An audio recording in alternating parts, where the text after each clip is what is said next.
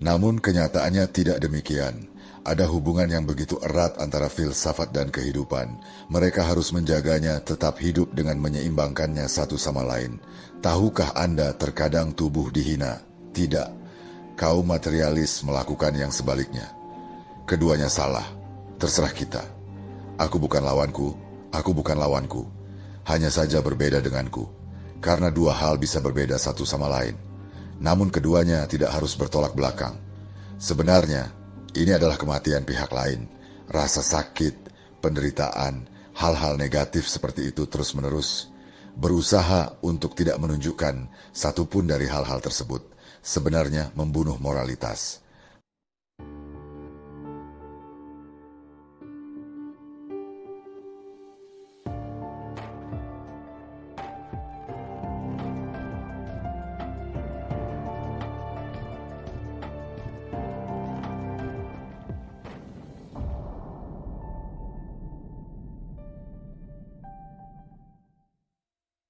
Halo semuanya dari Sekolah Istanbul. Hadirin yang saya hormati, tamu kita minggu ini adalah Profesor Dr. Ali Osman Gundogan.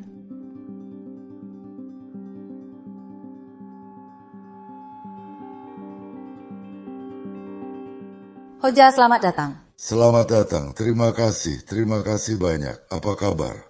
Terima kasih banyak. Kami ingin berbicara sedikit tentang eksistensi berdasarkan karya Anda tentang filosofi eksistensi. Ya, kami ingin berbicara tentang keberadaan. Anda bisa mulai jika Anda mau. Saya tidak ingin mengajukan pertanyaan. Secara umum ada pendapat bahwa mereka yang melihat filsafat dari luar tentang filsafat atau mereka yang tertarik dengan filsafat ini, para filsuf hidup di dunianya sendiri, terputus dari manusia dan kehidupan di dunia yang terpisah. Namun, hal tersebut tidak terjadi sama sekali. Ada hubungan erat antara filsafat dan kehidupan. Mungkin mereka yang mengungkapkannya dengan baik, para filsuf filsafat kehidupan. Bahkan para eksistensialis. Namun ada juga tokoh-tokoh penting yang telah memperhatikan hal ini sejak awal mula filsafat. Oleh karena itu, filsafat hanya dapat dilakukan di agora. Itu dilakukan dalam dialog. Itu dilakukan bersama-sama dengan orang lain. Oleh karena itu kita perlu memikirkan dia dengan cara yang sepenuhnya berkaitan dengan kehidupan. Ini sangat menarik. Saya pikir itu adalah Berdiev. Ia mengatakan filsafat adalah ekspresi intelektual dari takdir filsuf. Salah satu yang sangat aku cintai. Itu ekspresi yang indah. Oleh karena itu, ini merupakan ekspresi intelektual dari takdirnya, yaitu ekspresi dari pengalamannya. Hal ini berhubungan langsung dengan kehidupan. Faktanya, Sokrates memiliki perkataan tentang filsafat dalam dialognya yang disebut Phaedo. Filsafat, katanya, adalah belajar untuk tidak mati. Sekarang, beginilah cara saya memahami pepatah ini. Belajar mati sebenarnya adalah belajar bagaimana hidup. Oleh karena itu, menurut saya, filsafat mengajarkan kita bagaimana hidup dengan cara yang membimbing. Oleh karena itu, bagi kita ilmu ini tampak sebagai suatu disiplin yang penting dalam hubungan manusia dengan dirinya sendiri, masyarakat di mana ia tinggal, dan orang lain. Dan hal ini memerlukan sikap terhadap permasalahan yang dialami masyarakat, baik secara individu, sosial, filosofis, moral, atau agama. Pada titik ini, kita melihat bahwa para pemikir dan filsuf eksistensial ikut berperan. Karena salah satu tujuan terpenting manusia di bumi adalah, bukankah ini pencarian maknanya? Mencari arti apa artinya bersama orang lain? Mari kita menggeneralisasi lebih jauh lagi. Mencari makna keberadaan adalah apa yang dikatakan Heidegger dalam Being and Time. Di satu sisi, kami selalu mencari makna. Mengejar makna juga bisa dianggap sebagai mencari tahu apa nilainya. Dalam hal ini kamu mengatakan di awal The Myth of Sisyphus bahwa hanya ada satu masalah filosofis yang serius, bunuh diri. Jadi, pertanyaannya apakah hidup ini layak dijalani atau tidak? Titik di mana makna hidup hilang. Titik. Jadi apakah itu layak untuk dijalani atau tidak? Sekarang kita perlu mengungkapkannya segera. Buka tanda kurung. Bukankah manusia adalah makhluk yang harus mati? Ya, harus memperpanjang umur. Jika tidak ada kematian, maka kehidupan tidak akan ada artinya. Itu tidak mungkin. Keberadaan kematianlah yang membuat hidup bermakna. Oleh karena itu, kematian dan kehidupan saling meningkatkan nilai satu sama lain. Dan kematian membimbing kita dalam hal ini. Ini memberikan panduan tentang cara hidup. Sebagai contoh, mari kita berpikir seperti ini. Kita adalah makhluk sementara. Kita tepat waktu. Kami punya sejarah. Masa lalu sudah berakhir sekarang. Ada masa depan. Itu belum tiba. Dia tidak datang. Apa yang tersisa sekarang? Ini adalah saat ketika kita memutuskan, membuat pilihan, dan harus melakukan yang baik atau yang jahat. Apakah ada kemungkinan kita akan segera ada? Ada. Kematian adalah hal paling pasti yang bisa terjadi pada kita kapan saja. Jadi keberadaan kita hanya sementara. Jadi hiduplah dengan menghargai setiap momen dan melakukan apa yang perlu dilakukan. Hal ini memberikan tanggung jawab pada kita untuk menjauhi hal-hal yang seharusnya dihindari. Dalam hal ini juga memandu kita. Dan memang sejauh yang saya pahami, saya berpendapat bahwa keberadaan manusia dapat mengatasi kontradiksi-kontradiksi yang timbul dari strukturnya sendiri, struktur ontiknya, ontologisnya, hanya dengan bimbingan filsafat. Karena permasalahan yang kita alami mengenai keberadaan kita sebagian besar berasal dari diri kita sendiri, karena manusia mempunyai akal di satu sisi dan naluri di sisi lain, roh di satu sisi, tubuh di sisi lain. Di satu sisi, ia adalah makhluk yang berpikir, dan di sisi lain, ia adalah makhluk yang terus-menerus memiliki perasaan seperti itu. Ada seorang penulis bernama Edgar Morin. Dia mempunyai sebuah buku kecil yang sangat bagus, bernama Puisi Cinta dan Hikmah. Dikatakan di sana, ia mengatakan bahwa manusia diberi sifat berpikir, yaitu sapiens. Dengan kata lain, gagasan untuk mendefinisikan diri sebagai orang yang berpikir, berakal, terukur, dan bijaksana bukanlah definisi yang masuk akal, terukur, dan bijaksana. Sebab, katanya, manusia juga merupakan homo demens. Jadi apa yang dia lakukan? Dia melakukan hal-hal gila. Itu emosional. Itu tidak selalu terukur dan konsisten, tidak. Jika itu masalahnya, tidak akan ada puisi, tidak ada cinta, katanya. Jadi ada sesuatu yang Nietzsche bedakan antara sisi Apollonia dan sisi Dionysian. Ini datang bersamaan dengan orang-orang. Oleh karena itu manusia dan makhluk hidup selalu berkonflik satu sama lain. Namun juga dalam keseimbangan agar kehidupan tetap berjalan. Faktanya, mengatasi permasalahan eksistensial tersebut dapat dilakukan dengan mencapai keseimbangan dalam diri manusia. Tidak mungkin mencapai solusi dengan membunuh sisi tubuh atau jiwa. Manusia adalah makhluk gabungan yang terdiri dari tubuh dan jiwa. Adalah mungkin untuk menjaga kedua belah pihak tetap hidup dengan menyeimbangkan satu sama lain. Tahukah Anda terkadang tubuh dihina? Tidak, kaum materialis melakukan yang sebaliknya. Keduanya salah. Tugas kita adalah membangun sesuatu di antara kedua belah pihak. Ini tentang membangun keseimbangan. Ini tentang membangun keharmonisan. Hal ini terganggu dari waktu ke waktu dalam sejarah manusia dan juga dalam kehidupan individu kita. Ketika kita mengganggu keharmonisan dalam kehidupan individu kita, masalah pun muncul. Masalah-masalah eksistensial muncul. Filsafat berperan di sini. Karena mengapa saya mengatakan filsafat berperan? Itu tidak menghancurkan keberadaan manusia. Ahli biologi hanya melihat manusia sebagai makhluk hidup. Psikolog melihat dirinya sebagai orang yang hanya berperilaku. Sosiolog melihat dirinya hanya sebagai makhluk sosial. Para ekonom hanya memandangnya sebagai homo economicus. Agama hanya memandang seseorang sebagai orang yang beriman. Namun manusia bukan hanya salah satu atau yang lainnya. Manusia adalah semua ini. Filsafat.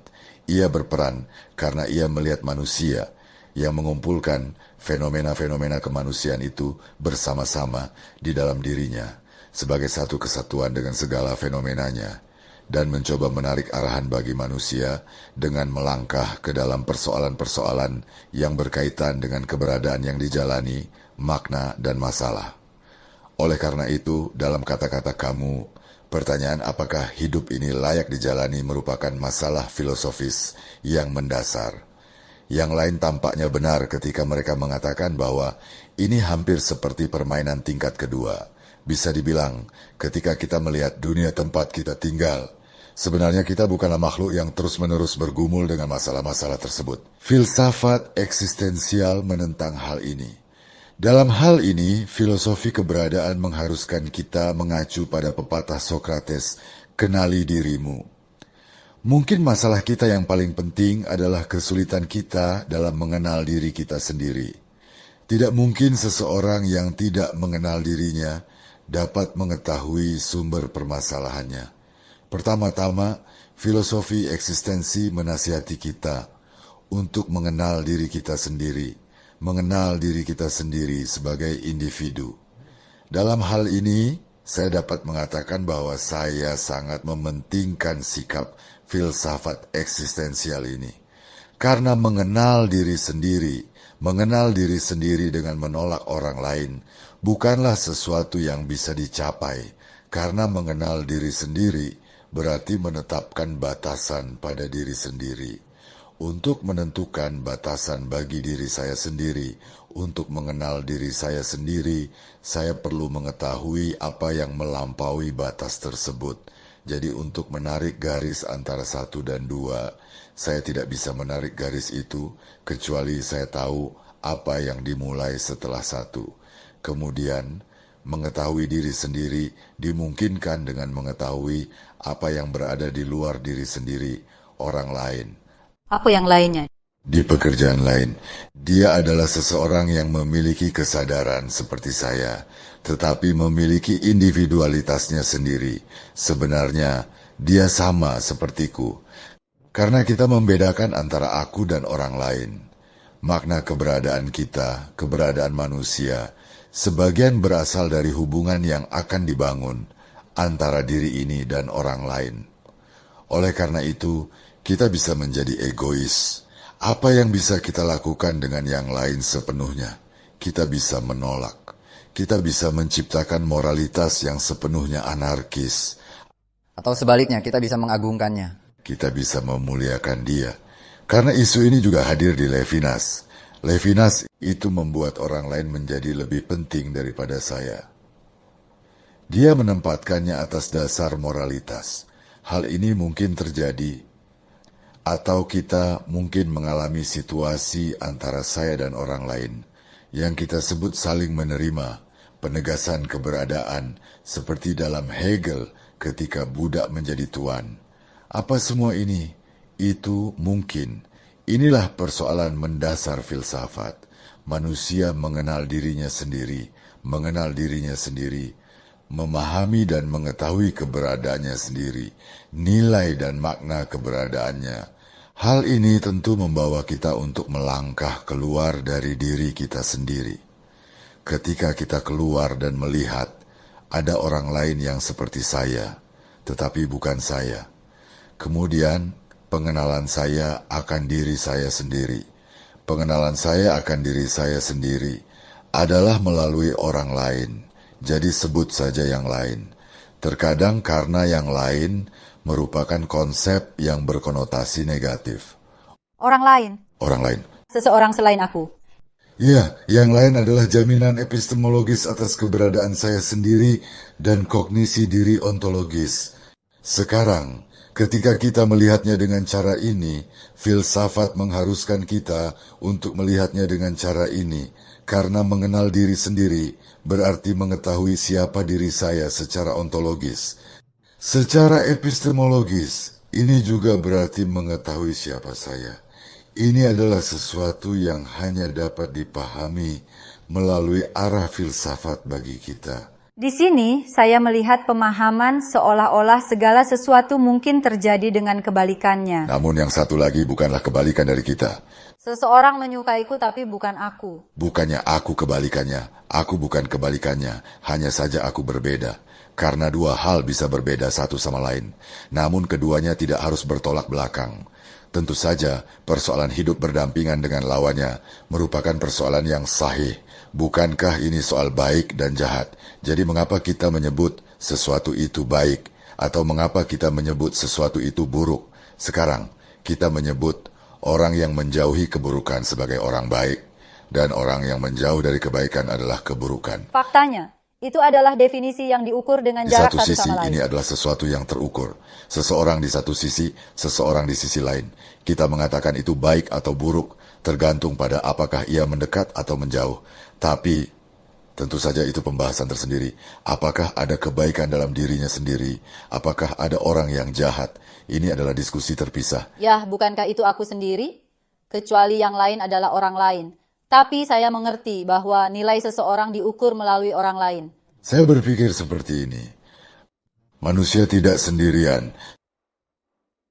Seseorang bisa saja merasa kesepian. Tapi hanya karena dia sendirian bukan berarti dia satu-satunya. Menjadi satu adalah sesuatu yang spesifik pada keilahian. Seseorang hanya mempunyai kesempatan untuk hidup bersama dengan orang lain. Karena manusia, seperti yang akan saya rujuk lagi dalam Hegel, ingin menjadi makhluk yang sadar diri. Namun keberadaan sadar diri memerlukan kesadaran akan keberadaan diri sendiri. Kami baru saja berbicara. Menyadari keberadaan seseorang adalah mungkin bagi orang lain. Hal-hal sebenarnya saling memberi makan, seperti sebuah siklus. Sekarang pertimbangkan narsisis. Dia tidak ada hubungannya dengan orang lain. Tidak ada hubungannya. Apakah dia sadar akan keberadaannya sendiri? Kesadaran, kecuali dia bisa keluar dari dirinya sendiri. Apa yang kita sebut solipsisme secara epistemologis dikutuk menjadi apa yang kita sebut solipsisme. Oleh karena itu, kami tidak membicarakan keberadaannya. Maksud saya, tentu saja dari keberadaannya sebagaimana adanya. Dalam hal menjadi manusia, manusia yang bermoral, kita tidak bisa membicarakan keberadaannya dengan cara apapun. Karena yang menjadikan kita manusia adalah kesadaran, kesadaran diri, kebebasan, dan tanggung jawab. Semua ini membutuhkan hubungan dengan orang lain. Oleh karena itu, marginalisasi, baik budaya, etnis, agama, atau seksis, marilah kita benar-benar menolak diri kita sendiri dalam segala hal. Jadi, apakah dia memahami bahwa orang yang menerima dirinya sendiri, mengetahui nilai dirinya, dan menyadari dirinya tidak boleh membuat pembedaan ini sama sekali? Ini adalah situasi yang kontradiktif. Dia seharusnya tidak melakukan itu, seharusnya tidak. Ya, karena berkat dia, aku mengerti siapa diriku, apa adanya. Begitulah cara saya mencapai kesadaran itu. Kalau masalah perbatasan ini bisa kita jelaskan lebih jauh lagi, Pak. Kita tidak bisa menarik garis batas antara 1 dan 2 tanpa mengetahui 2. Dengan kata lain, mengetahui dan menetapkan batasan. Bagaimana ini mungkin? Nah, sekarang di Istanbul ada perbatasan provinsi ya. Di mana perbatasan provinsi Istanbul berakhir bergantung pada di mana perbatasan provinsi lain dimulai. Mereka yang tidak tahu di mana perbatasan provinsi Kocaeli dimulai mengira bahwa perbatasan Istanbul adalah dunia. Oleh karena itu, sangatlah mustahil baginya untuk membuat batasan bagi dirinya sendiri, kecuali dia mengetahui apa yang terjadi setelahnya. Yang saya maksud dengan ini adalah ini. Mereka yang ingin mengenal dirinya sendiri, membuat batasan untuk dirinya sendiri, tetapi tidak membuat batasan. Ini adalah masalah mengetahui. Tindakan mengetahui ini dimungkinkan tidak hanya dengan mengetahui batas diri sendiri, tetapi juga dengan mengetahui melampaui batas tersebut. Kalau tidak, tidak mungkin membuat batasan apapun. Saya hanya dapat menggambar batas bidang saya, di mana saya tahu bahwa bidang orang lain dimulai. Tentu saja, ini berarti mengetahui tempat Anda. Ya, saya melihatnya sepenuhnya terkait dengan perilaku bebas. Dengan kata lain, kebebasan Anda sendiri melanggar batasan orang lain. Tentu saja, tentu saja. Jadi itu adalah hal itu. Ini hampir sama dengan ketika kita mengatakan bahwa kebebasan saya berakhir di mana kebebasan orang lain dimulai. Saya sangat peduli dengan hal ini. Dengan kata lain, mengenal diri sendiri, mengetahui tempatnya, dan menetapkan batasan bagi diri sendiri bergantung pada keberadaan orang lain, pada penerimaan keberadaan mereka. Jika Anda tidak menerimanya, Anda tidak menarik batasan itu. Lihatlah peperangan yang terjadi karena mereka tidak menerima perbatasan di dunia. Oleh karena itu, dalam arti tertentu, kognisi diri seseorang mencakup cara berperilaku terlepas dari dirinya sendiri. Dan inilah yang membuat manusia menjadi pribadi yang beretika dan bermoral. Tanggung jawab juga muncul di sini, tentu saja. Apa ini? Hal ini juga, seperti yang dikatakan Levinas, mengambil tanggung jawab terhadap orang lain. Karena jika saya tidak bertanggung jawab atas orang lain, saya bisa menghancurkannya. Saya bisa membunuhnya. Saya bisa memberikan segala macam penyiksaan padanya.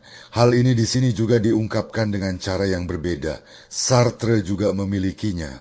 Karena ketika saya memilih sesuatu, saya juga menawarkannya kepada semua orang. Ini bagus, saya sarankan. Oleh karena itu, saya memikul tanggung jawab atas pilihan saya melalui perilaku bebas. Bukan hanya sebagai tanggung jawab diri saya sendiri, tetapi sebagai tanggung jawab semua orang. Bukankah titik ini benar-benar apa yang kita sebut sebagai devaluasi nilai, apa yang kita sebut sebagai krisis, apa yang kita sebut sebagai konflik, alasan munculnya pandangan negatif terhadap yang lain, yang oleh Sartre dicirikan dalam sesi rahasia sebagai yang lain adalah neraka, berasal dari fakta bahwa kita telah melupakan tugas untuk menerima keberadaan yang lain ini. Hal ini mengarah pada penyangkalan tanggung jawab eksistensial diri sendiri dan melihat orang lain sebagai ancaman yang terus-menerus, sehingga menciptakan suasana keterasingan yang mendalam dan konflik dalam hubungan sosial.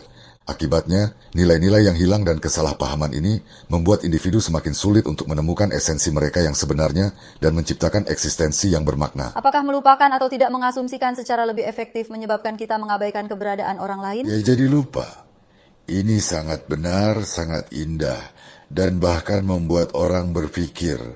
Saya pikir ini berasal dari keegoisan dan mengubah segala sesuatu menjadi alat untuk mencapai tujuan saya sendiri. Inilah alasannya. Jadi saya melihat ini sebagai perilaku yang tidak etis. Faktanya, penyakit ini mirip dengan penyakit di zaman kita. Hal-hal yang kami dengar sepanjang waktu, semuanya untuk Anda. Pikirkan dirimu sendiri, buatlah dirimu bahagia. Tampaknya ada sedikit sikap pengembangan pribadi di sini juga. Sekarang ada ini. Tentu saja ini banyak. Hal inilah yang diungkapkan oleh neoliberalisme. Kepada semua orang, Anda bisa melakukan apa saja. Anda adalah satu-satunya, Anda luar biasa. Anda adalah satu-satunya, Anda luar biasa. Selalu ada sisi positifnya. Selalu jauhi rasa sakit seperti ini. Ada seorang penulis bernama Buyuk Chul Han. Dia orang Korea Selatan yang tinggal di Jerman. Dia menangani masalah ini dan membuat evaluasi yang begitu indah. Nah, kematian orang lain. Ya sebenarnya rasa sakit penderitaan ya selalu seperti ini. Sesuatu yang harus dilakukan. Berusaha untuk tidak menunjukkan hal negatif apapun. Faktanya, katanya, moralitas membunuh. Dia bilang ini membunuh cinta. Ini sepenuhnya menghilangkan hubungan antara diri sendiri dan orang lain. Itu menghancurkan nilai-nilai dan membakukannya. Sekarang, dalam situasi seperti ini, setiap orang melepaskan tubuh Anda dengan sikap yang mengatakan Anda bisa melakukan apa saja, bahwa Anda setara dengan segalanya, tapi itu menyandera pikiran dan jiwa Anda. Dan hari ini dia berkata, manusia bebas sebagai tubuh. Sebagai tubuh, ia mampu melakukan apa saja. Tidak banyak rintangan yang menghadang Anda. Namun seperti yang dikatakan oleh pikiran, sebagai jiwa, apa yang dikatakannya telah dilakukan. Dia bilang dia adalah seorang tahanan. Dia bilang dia telah kehilangan kebebasannya yang sebenarnya. Dan itu memberikan sesuatu seperti itu. Ketika kita melihat sejarah, penguasa pertama-tama mengendalikan tubuh. Mereka mengurung orang gila di rumah sakit jiwa. Mereka menyebutnya sebagai kejahatan dan menjebloskannya ke penjara. Mereka mengirim dompet ke pulau-pulau yang jauh dari semua orang. Selalu kontrol tubuh seperti itu. Praktik-praktik ini bertujuan untuk membentuk masyarakat agar sesuai dengan norma dan aturan tertentu dengan mengamati secara ketat fisik dan perilaku individu untuk menjaga ketertiban sosial. Kontrol ini tidak hanya memengaruhi makhluk fisik, tetapi juga bidang intelektual dan spiritual individu secara tidak langsung, sehingga memperkuat kedaulatan kekuasaan. Karantina. Karantina ada di sana. Saat ini katanya tidak ada lagi pengendalian tubuh. Maksudku, kita sudah melihat ini di media sosial. Karena setelah pikiran dan jiwa kehilangan kebebasannya dan tidak lagi membuat kehadirannya terasa, seseorang hanya memiliki satu hal yang tersisa untuk ditunjukkan pada dirinya. Itu juga tubuhnya. Dan media sosial melakukan hal ini dengan sangat baik. Instagram adalah salah satu yang kita lihat di sana, bukan? Eksibisionisme. Karena masyarakat saat ini katanya adalah masyarakat yang transparan, masyarakat yang terbuka. Namun, meski semuanya terlihat, tak ada lagi yang bisa dilihat. Ketelanjangan adalah sesuatu yang tidak mempunyai apa-apa lagi. Namun itulah inti dari transparansi sosial. Kemana semua hal ini pada akhirnya akan mengarah? Ia kembali ke tubuh. Karena tubuh sekarang adalah apa yang dia bebaskan. Makan, minum, jalan-jalan, bersenang-senang. Ada pemahaman yang mengatakan, kamu pantas mendapatkan ini, kamu pantas mendapatkan itu. Ini sebenarnya merupakan masalah yang serius. Maksudku, ada sesuatu yang kita bicarakan sedikit. Eksistensi manusia sebenarnya adalah suatu benda, suatu entitas. Itu adalah makhluk yang terdiri dari tubuh dan jiwa. Ada situasi yang justru mematahkan dualitas ini dan menjungkir balikan hambatan tersebut. Ya, jadi setelah sepenuhnya menyandera satu pihak, kita mulai mengajak semua orang untuk berpikir seperti kita. Ya. Bukan? Ketika pikiran kita ditangkap, tubuh kita menjadi berserakan. Ya, benar dan semua orang harus berpikir seperti saya. Kami mulai mengatakan bahwa setiap orang harus berperilaku seperti saya. Karena tidak ada lagi orang lain di sekitar kita. Tidak ada yang lain. Tidak ada yang berbeda. Saat kita tidak menjumpai perbedaan, saat kita tidak menjumpai orang lain, hanya ada satu hal yang bisa kita lakukan. Saya berada di pusat dunia. Dan semua orang harus berputar di sekitarku. Ada situasi moral dan patologis. Ini adalah hal yang sangat berbahaya. Ini jelas merupakan hal yang sangat berbahaya. Filsafat berperan tepat dalam situasi seperti itu. Dan Gabriel Marcel bernyanyi tentang tahun 1990-an. Kami masih bisa mengatakannya hari ini. Dunia ini kekurangan ide-ide hebat. Kurangnya filsafat sedang menarik. Filsuf menderita kekurangan, karena benar-benar ada kebutuhan akan pemikiran filosofis yang sangat mendalam. Ada kebutuhan akan sikap filosofis terhadap masalah-masalah ini, karena intervensi kekuasaan seperti itu sangat mempengaruhi kebebasan eksistensial dan hubungan sosial individu. Hanya refleksi mendalam dan pendekatan kritis seperti itu yang dapat mengungkapkan tidak hanya masalah-masalah di permukaan, tetapi juga masalah-masalah struktural yang mendasar dan menawarkan solusi. Jadi kami membutuhkan mutuan. Kita membutuhkan filosofi para filsuf. Terima kasih banyak atas komentar Anda yang berharga. Astagfirullah, astagfirullah. Terima kasih. Pemirsa yang budiman, minggu ini Profesor Dokter kami berbicara tentang keberadaan manusia dengan guru kami Ali Osman Gundoan. Sampai jumpa di episode berikutnya. Selamat tinggal.